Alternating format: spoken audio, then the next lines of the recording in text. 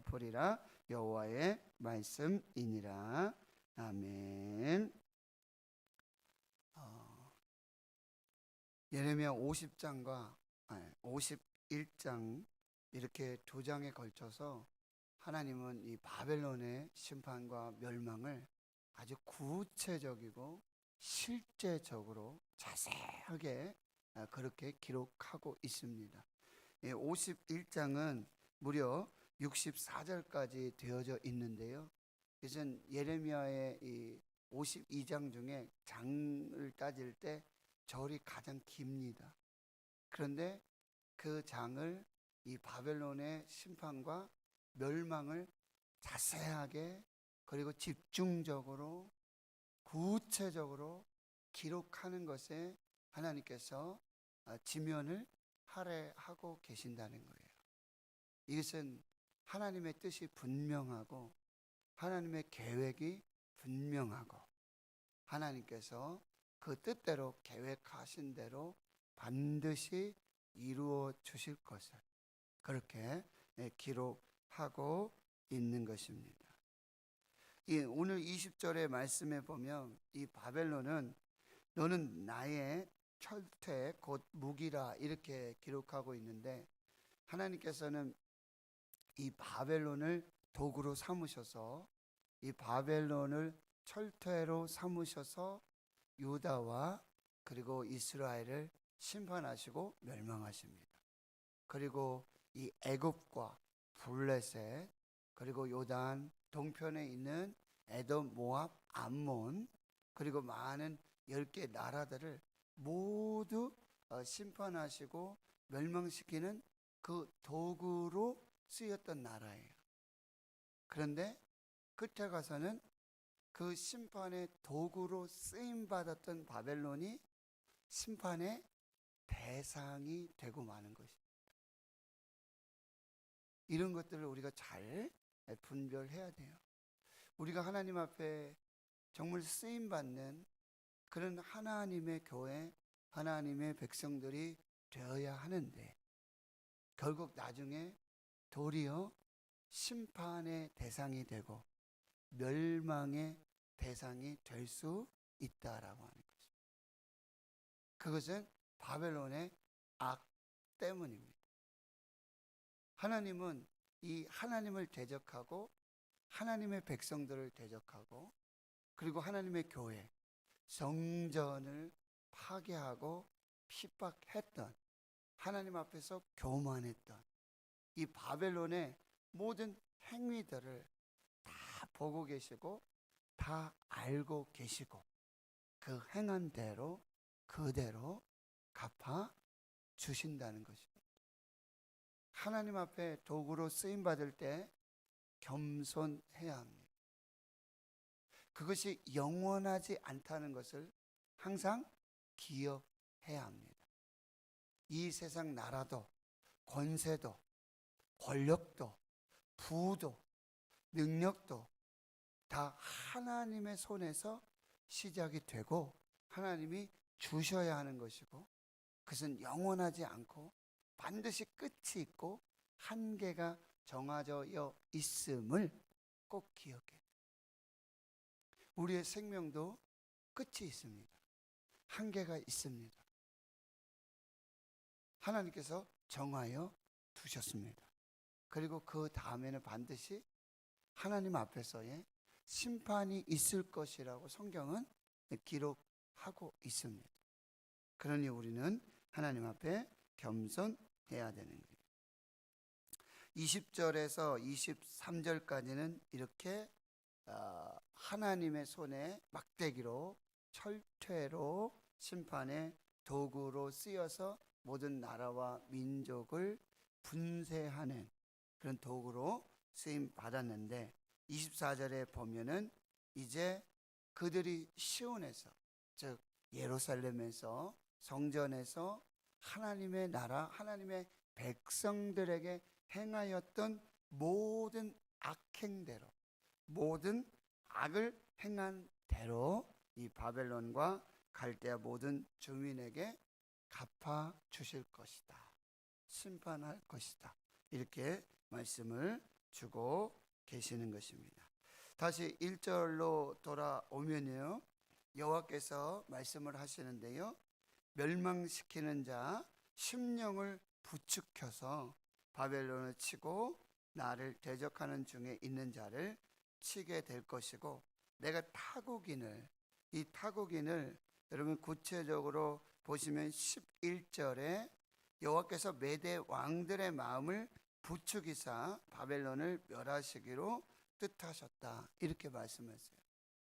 그래서 아수르를 심판하시는 이 바벨론을 들어쓰시고, 그리고 바벨론은 메대와 바사를 들어서 역시 바벨론의 악을 그 행한 대로 심판하시는 하나님의 모습을 볼 수가 있습니다.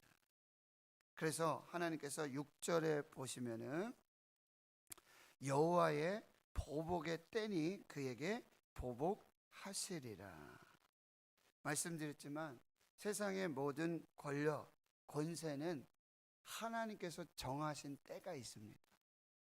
그 때에 하나님 앞에 겸손하고 하나님의 뜻을 이루어가는 삶을 살아야 한다라고 하는 것입니다. 그래서 12절 하반절에 보면 여호와께서 바벨론의 주민에 대하여 말씀하신 대로 계획하시고 행하심이로다.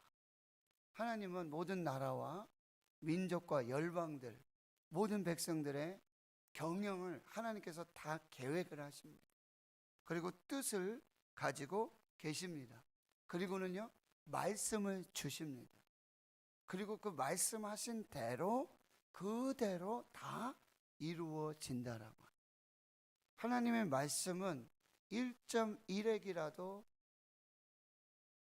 모든 말씀이 그대로 이루어진다는 거예요. 축복의 말씀도, 언약의 말씀도, 그리고 심판의 말씀조차도 모두 그 말씀대로 이루어지게 된다라고 하는 것입니다. 악인들은 반드시 하나님께서 심판하시고 멸하신다는 거예요. 근데 참 희한합니다. 악인을 들어서 악인들을 심판하십니다. 메대와 바사가 악인들인데요, 그 악인들을 들어서 악인 바벨론을 심판하십니다. 그래서 참 이상하잖아요. 그러면 하나님을 믿는 하나님의 백성들은 그럼 심판하지 말아야 되는가? 그럼 어떻게 이 심판 앞에 서 있어야 되는가? 하나님의 백성들은요, 성경 말씀이 뭐예요? 원수 갚는 것을 하나님께 맡기라고 그랬어요. 원수 갚는 것은 하나님께 맡기라고 그랬어요. 왜요? 악인들은 반드시 하나님께서 악인을 들어서 심판하시기 때문에 하나님의 백성들, 의인들은 그 심판의 도구가 되지 말고 하나님께서 심판하시는 것에 맡겨야 된다는, 그 삶을 살았던 사람이 다윗이에요. 다윗에게 악을 행하고 그 생명을 위협하는 이 사울의 모든 악을 다윗이 갚지 않았어요. 사울을 동굴 속에서 죽일 기회가 2번씩이나 있었어요. 원수를 갚을 기회가 있었어요. 그런데 다윗에게는 어떤 믿음과 신앙이 있었는가? 하나님께서 기름 부으신 왕인데, 하나님이 세우시고 하나님이 쓰시는 왕인데, 그가 비록 악을 행할지라도 그 원수 갚는 것을 자기 스스로 행하지 아니하고 하나님께 맡겨드렸죠. 하나님께서 하나님의 때에 하나님의 방법으로 사울을 패하시고 다윗을 높여주신 거죠. 원수 갚는 것을 하나님의 손에 맡기고 믿음으로 그 환난과 고난 중에서도 하나님의 뜻을 분별해야 한다는 것입니다.